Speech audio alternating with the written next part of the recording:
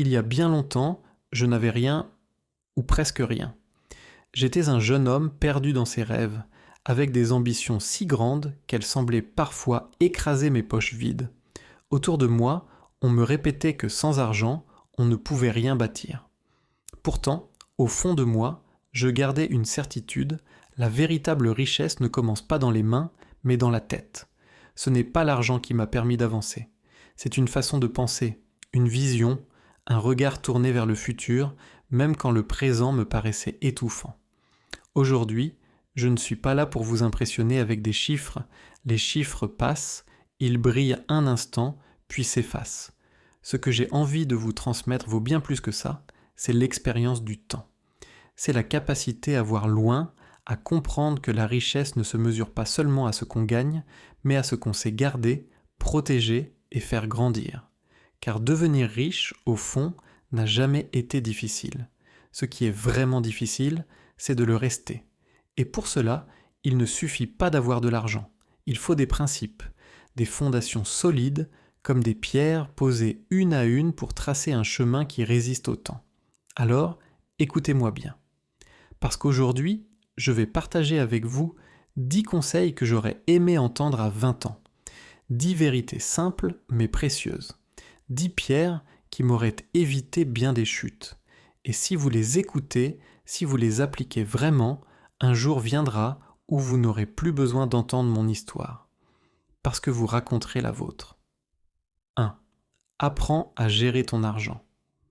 Quand j'ai touché mon tout premier salaire, j'ai ressenti une fierté immense.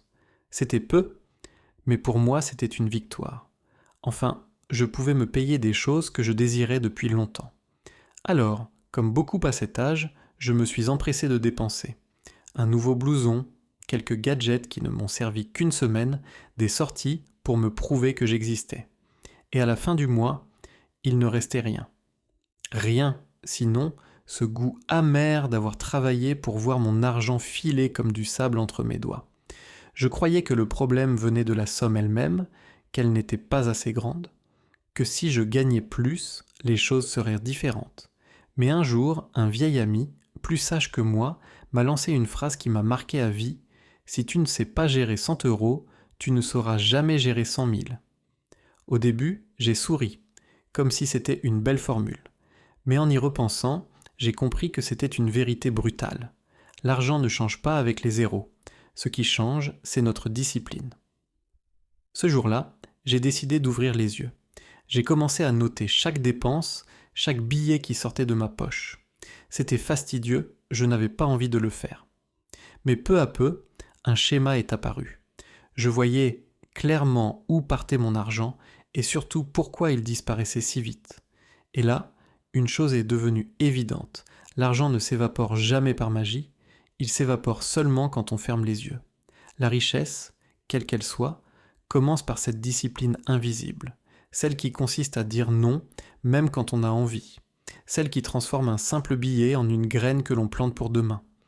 Alors retiens bien ceci, ce n'est pas en gagnant plus que tu deviens riche, c'est en apprenant à maîtriser ce que tu as déjà. Parce que si tu ne sais pas dompter une rivière, tu ne sauras jamais contrôler l'océan. 2. Investis tôt et régulièrement. Un autre jour, je me suis retrouvé assis face à un mentor. Un homme simple, mais dont le regard semblait porter bien plus loin que le mien. Il a pris une feuille, un crayon, et il m'a tracé 2 courbes. La première montait lentement, comme une petite colline. La seconde s'élevait doucement au début, puis grimpait soudainement, comme une montagne. Alors il m'a dit « Regarde bien, voici la courbe de l'épargnant, et voici celle de l'investisseur. » J'ai froncé les sourcils, et il a ajouté cette phrase que je n'ai jamais oubliée, « L'épargnant survit, l'investisseur vit. » À ce moment-là, je ne comprenais pas encore toute la profondeur de ces mots. Mais il m'a expliqué la magie des intérêts composés, cet étrange phénomène par lequel ton argent commence à travailler pour toi, jour et nuit, même pendant ton sommeil. Il m'a montré qu'avec de petites sommes investies tôt et régulièrement, le temps devenait ton allié le plus fidèle. Il m'a dit « Tu ne verras peut-être rien changer demain ni dans un an, mais dans 20 ans, tu regarderas en arrière et tu béniras ta patience. et j'ai compris quelque chose d'essentiel. L'investissement n'est pas une loterie. Ce n'est pas un ticket que l'on gratte en espérant un miracle. L'investissement, c'est un jardin. On y plante aujourd'hui, on arrose régulièrement et on attend. Pendant des mois, parfois des années, rien ne semble pousser. Mais un matin, presque sans prévenir, les fruits apparaissent. C'est là que beaucoup abandonnent. Ils veulent la récolte sans la patience. Ils veulent l'arbre sans avoir pris le temps de planter la graine.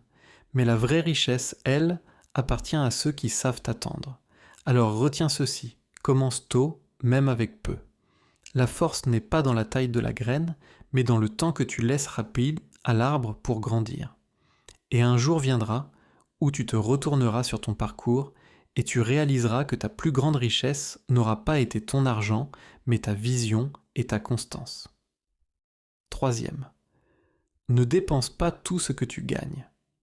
Il y a une vérité que j'ai apprise en observant autour de moi.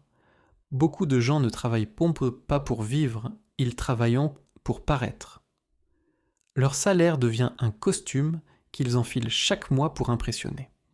Une voiture flambant neuve garée devant chez eux, une montre brillante à leur poignet, des habits qui crient « réussite ». Et pourtant, derrière cette façade, bien souvent, il ne leur reste rien. La réalité est dure, ce n'est pas eux qui possèdent ce style de vie, c'est leur banque. Car ce sont les crédits, les dettes, les mensualités qui financent cette image. Je me souviens d'un ami qui venait d'obtenir une belle promotion. Le premier réflexe qu'il a eu fut d'aller s'acheter une voiture hors de prix. Il voulait que tout le monde voie son succès. Mais quelques mois plus tard, il se retrouvait à courir après chaque fin de mois, prisonnier d'un prêt qu'il ne pouvait plus supporter. Son apparente réussite était en vérité une chaîne invisible. Alors je vais vous dire la vérité, simplement, ce n'est pas ce que tu portes à ton poignet qui te rend riche. Ce n'est pas la marque de tes chaussures, ni la taille de ta voiture. La richesse, la vraie, se construit dans ce que tu gardes, dans ce que tu fais fructifier, dans ce que tu investis. Beaucoup confondent richesse et luxe.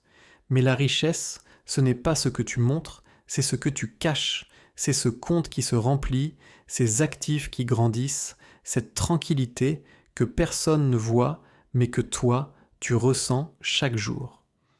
Vivre en dessous de ses moyens, ce n'est pas une punition, c'est une stratégie. C'est la première preuve d'intelligence financière.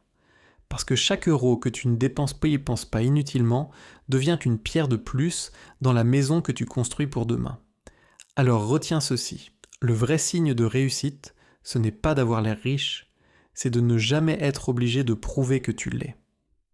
Quatrième, crée plusieurs sources de revenus. Il y a eu un moment dans ma vie où j'ai cru tout perdre.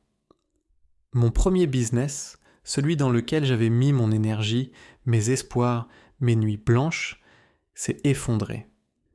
Du jour au lendemain, les revenus qui semblaient solides se sont évaporés. Si je n'avais compté que sur lui, j'aurais été brisé. Mais heureusement, quelques années plus tôt, j'avais déjà commencé à semer ailleurs. Un petit appartement que j'avais mis en location. Quelques actions qui me versaient des dividendes chaque trimestre. Rien d'extraordinaire à l'époque, mais suffisant pour me maintenir à flot quand mon entreprise s'est écroulée. Ce jour-là, j'ai compris une règle d'or. Un homme riche ne met jamais son destin dans une seule main. On nous apprend souvent à chercher un bon salaire, à trouver un travail sûr, mais il n'y a rien de plus fragile qu'une unique source de revenus. Parce qu'il suffit d'une crise, d'une fermeture, d'un accident pour que tout s'arrête. La vraie richesse se construit comme un fleuve alimenté par plusieurs rivières. Une entreprise, des investissements, un projet parallèle, des revenus passifs. Chacune de ces rivières coule dans une direction différente, mais toutes se rejoignent pour former une même force. Et si une source se tarit ? Ce n'est pas grave, les autres continuent d'alimenter le fleuve. C'est cette diversité qui protège, qui stabilise, qui donne de la liberté. Alors pose-toi cette question. Aujourd'hui, combien de rivières alimentent ton fleuve ? Si la seule que tu as venait à disparaître, combien de temps tiendrais-tu ? Construis plusieurs piliers, travaille ton présent, mais prépare ton futur. Parce qu'au bout du chemin, La vraie richesse n'est pas de gagner beaucoup, mais de ne jamais dépendre d'une seule main pour tenir ta vie. 5e. Mise sur l'éducation continue. Très tôt, j'ai découvert une vérité que peu de gens comprennent vraiment. La richesse ne suit pas seulement l'effort, elle suit l'intelligence. Combien de personnes travaillent au pouce, parfois du matin au soir, sans jamais sortir de leurs conditions? Non pas parce qu'elles manquent de courage, mais parce qu'elles manquent d'outils. Leurs mains sont fortes, mais leur esprit n'a jamais été nourri. Moi, j'ai choisi un autre chemin. Chaque livre que j'ouvrais devenait une fenêtre vers un monde nouveau. Chaque formation que je suivais me donnait une clé supplémentaire. Chaque mentor que j'écoutais me tendait une arme invisible, une arme que personne ne pourrait jamais me retirer. J'ai lu des centaines d'ouvrages. J'ai parfois dépensé des sommes folles pour assister à des séminaires, pour entendre parler ceux qui savaient pas en plus que moi. Certains disaient que c'était de l'argent jeté par les fenêtres. Mais moi, je savais. Parce qu'à chaque fois, une seule idée, une seule phrase valait plus que de l'or. Un jour, j'ai lu cette citation de Benjamin Franklin. « Investir dans ton esprit est l'investissement qui paie toujours les meilleurs dividendes. » Et avec le temps, j'ai vu cette vérité se réaliser. L'argent peut disparaître, les biens matériels peuvent être perdus, mais les connaissances que tu accumules, elles, te suivent partout. Elles se transforment en réflexes, en décisions, en stratégies. Et ce sont elles qui bâtissent ta véritable richesse.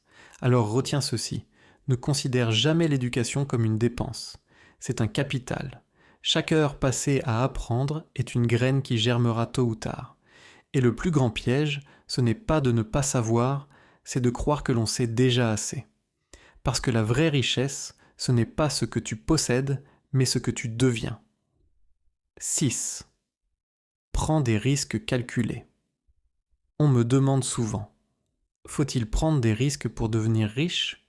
Et ma réponse est toujours la même, oui, mais pas n'importe lesquels. Car il y a une différence entre le courage et l'inconscience. Un riche ne saute pas dans le vide sans parachute.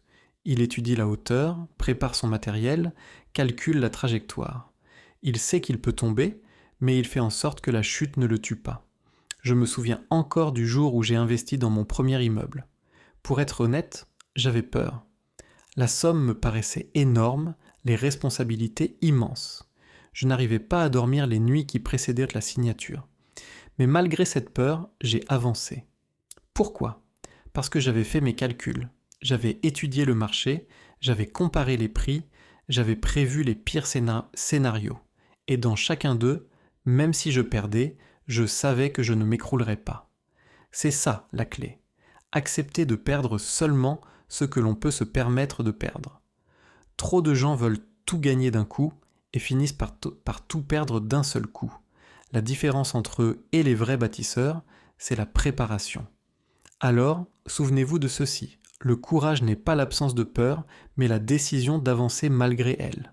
La peur sera toujours là et c'est normal. Mais si tu la domptes avec des calculs, des plans et une vision claire, alors elle devient ton allié. Elle t'oblige à être vigilant, à ne pas foncer tête baissée. Prendre des risques calculés, c'est accepter l'inconnu, mais avec une boussole en main. C'est avancer sur un terrain instable, mais avec des fondations solides sous tes pas.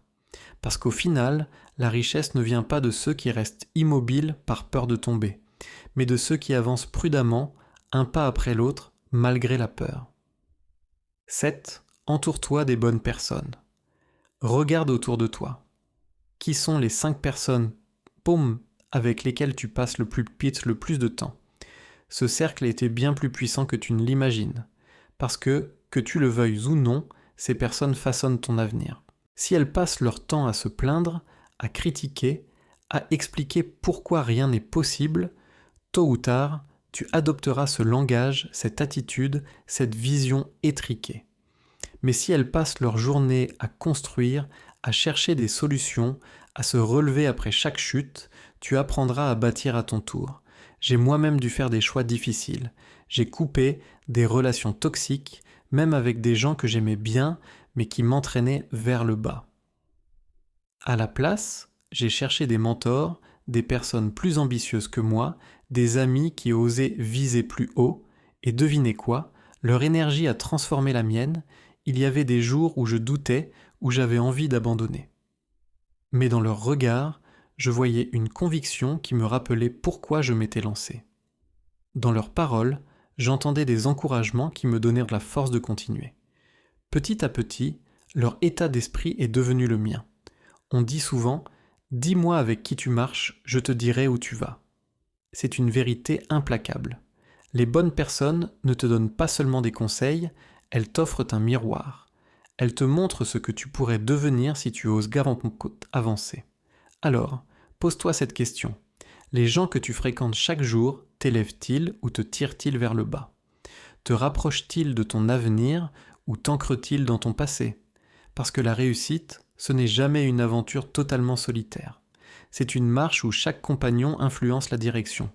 Entoure-toi des bons marcheurs et tu découvriras que ton chemin devient plus clair, plus sûr et surtout bien plus grand que tu ne l'avais imaginé. 8. Pense long terme. Nous vivons dans un monde pressé, un monde où tout doit aller vite, un message en quelques secondes, une commande livrée dans la journée, une récompense immédiate. Alors forcément, beaucoup veulent aussi devenir riches en un an, ils cherchent des raccourcis, des coups rapides, des gains faciles. Mais la vérité, c'est que la richesse durable n'a rien d'immédiat. La vraie richesse, mes amis, c'est une construction patiente. Je me souviens de mon tout premier investissement. Au départ, j'étais plein d'enthousiasme. Je pensais que les résultats viendraient rapidement. Mais les mois passaient, puis les années, et rien ne bougeait vraiment. 10 ans. Il m'a fallu 10 longues années avant que cet investissement ne commence à porter de vrais fruits. 10 ans d'attente, de doute, parfois même de tentation d'abandonner. Mais j'ai persévéré. Et quand les résultats sont arrivés, ils étaient bien plus grands que tout ce que j'avais imaginé au départ. C'est là que j'ai compris. La patience est une arme. Elle fait la différence entre ceux qui récoltent et ceux qui abandonnent avant que les fruits n'apparaissent. Souvenez-vous de cette phrase. Le temps est l'allié de l'investisseur patient et l'ennemi de celui qui veut tout de suite. Si vous voulez bâtir une richesse solide, oubliez les mirages des gains rapides. Cherchez plutôt des fondations qui traversent les années. Chaque effort, chaque euro investi, chaque décision sage est comme une brique posée dans une maison. Vous ne voyez pas la maison se construire en une journée, mais un jour, en levant la tête, vous réalisez qu'elle est là, immense et solide. Alors apprenez à penser long terme. Acceptez la lenteur car elle est la vraie vitesse de la réussite. 9. Protège ton patrimoine. Accumuler de l'argent, c'est une étape, mais la protéger, c'en est une autre, souvent négligée. Trop de gens croient que la bataille est gagnée dès qu'ils commencent à gagner beaucoup. Pourtant, j'ai vu des fortunes entières disparaître en quelques mois. Des années de travail balayées à cause d'un manque de prudence. Au fil du temps, j'ai appris une chose essentielle. Il ne suffit pas de construire, il faut aussi préserver. C'est pourquoi j'ai commencé à diversifier mes investissements, à répartir mes actifs pour ne pas dépendre d'une seule source. J'ai pris des assurances, parfois coûteuses, mais qui pouvaient sauver des années d'efforts en cas d'imprévu. Et j'ai pensé plus loin encore à ma succession. Parce que la richesse n'est pas qu'à moi. Elle doit durer au-delà de ma propre vie, pour mes enfants, pour mes proches, pour l'héritage que je souhaite laisser derrière moi. On croit souvent que la richesse, c'est une question de gain. Mais la vérité est simple. Ce n'est pas ce que tu gagnes qui compte, c'est ce que tu gardes. Tu peux gagner 1 million et le perdre aussitôt, ou gagner 10 000 et les protéger pour qu'ils deviennent 100 000. La différence se joue dans la vigilance, la préparation, la capacité à penser non seulement à aujourd'hui, mais aussi à demain. Protéger son patrimoine, ce n'est pas de la peur, c'est de la sagesse. C'est comprendre que la richesse n'est pas une flamme que l'on brûle pour soi, mais une torche que l'on transmet aux générations suivantes. Alors retiens bien ceci, gagner de l'argent demande du courage, le protéger demande de la discipline. Et sans discipline, même les plus grandes fortunes finissent par s'éteindre. 10. Donne en retour. Et enfin, le dernier conseil. Peut-être le plus important de tous, apprends à donner. Parce qu'une richesse qui ne circule pas finit par se transformer en prison. J'ai vu des hommes accumuler, accumuler encore, jusqu'à s'enfermer dans leur propre argent. Ils passèrent leur vie à protéger chaque centime, à craindre de perdre ce qu'ils avaient. Et petit à petit, ils devenaient esclaves. Esclaves de leur peur, esclaves de leur propre fortune. Moi, j'ai choisi un autre chemin.